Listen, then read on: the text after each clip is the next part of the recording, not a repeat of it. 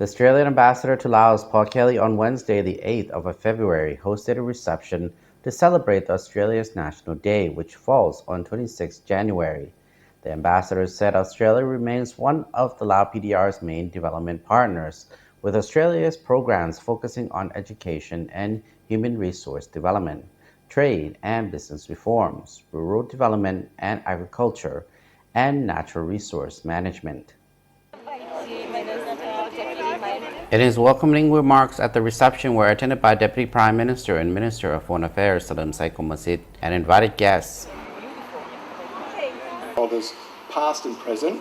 Australian Ambassador to the Lao PDR, Paul Kelly, said, Australia's National Day on 26 January is a day to remember what it means to be Australian, to celebrate contemporary Australia and to acknowledge our history, including both our Indigenous heritage and our European foundations. January 26 is Australia's National Day, Australia Day. In Australia, our National Day is a chance to reflect on the past, present, and future, to respect each other's stories and contributions, and to celebrate coming together and connecting with family, friends, and community. I'd like to propose a toast, of course. For me and my colleagues at the Australian Embassy, it's also a time where we can reflect on Australia's international relations, and of course our relations with Laos. I'd also like to propose a toast. According to the ambassador, the year ahead represents challenges and opportunity for Laos, Australia, and the region in which we live. Indeed, in regards to ASEAN, Laos and Australia are bound very close. Through a fortunate set of circumstances, Laos is Australia's country coordinator for ASEAN from 2022 to 2024. This means we will be working closely as Laos prepares to chair ASEAN in 2024. It is also the same year that ASEAN and Australia will recognize 50 years since Australia became ASEAN's first dialogue partner. And it will also be 30 years since the opening of the first friendship bridge.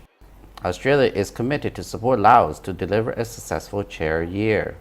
The long history of Australia's support for Laos investment in human resource developments. So ever since the beginning of our relationship, back in the 1950s through the Colombo Plan, Australia has supported Lao people to study in Australia. So from these very early days of our relationship, we've been looking to and supporting Lao identify and develop that future leadership for the country. This is something that many people have seen that we've been able to support in all walks of life in Laos, whether it be government, private sector or community, and also supporting a range of areas of inclusion so that everyone has the opportunity, whether they be men or women, people from remote areas, people with disadvantage.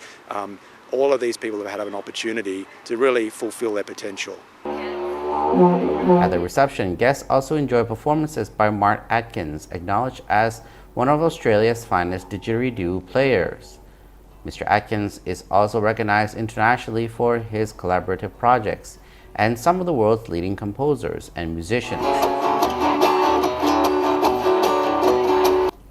A descendant of Western Australia's Yamatji people as well as of Irish Australian heritage, Mark Atkins is known not only for his masterly playing, but also as a storyteller, composer, percussionist, visual artist, and instrument maker.